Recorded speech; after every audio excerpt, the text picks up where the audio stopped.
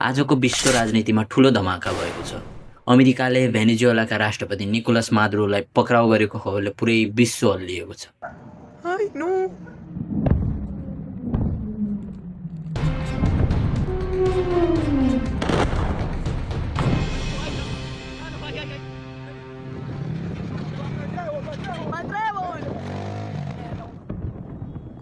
के अमेरिकाले अर्को देशको राष्ट्रपतिलाई पक्राउ गर्न पाउँछ कि पाउँदैन?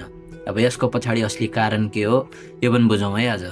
अमेरिकाले लामो समयदेखि राष्ट्रपति मादुरोमाथि नार्को टेररिजम, ड्रग तस्करी, अवैध हतियार कारोबार जस्ता गम्भीर आरोप लगाउँदै आएको थियो। अमेरिकी अनुसार मादुरो सरकार ड्रग माफिया र आपराधिक समूहसँग मिलेर अमेरिकामा कोकेन पठाउने काममा संलग्न थिए। अब यही आरोपको आधारमा अमेरिकाले विशेष सैन्य अपरेसन चलाएर उनलाई पक्राउ गरी अमेरिकामा ल्याएको दावी गरेको छ। तर यो घटनाले ठुलो विवाद जन्माएको छ, किनभने धेरै देशहरूले भनेका छन् यो अन्तर्राष्ट्रिय कानुनको उल्लङ्घन हो। कुनै देशले अर्को देशको राष्ट्रपतिलाई यसरी पक्राउ गर्न पाइँदैन।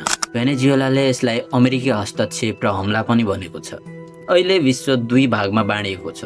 केही देश अमेरिकाको पक्षमा छन् भने केही देश भेनेजुएलाको पक्षमा। स्थिति झन् तनावपूर्ण बन्दै गएको छ।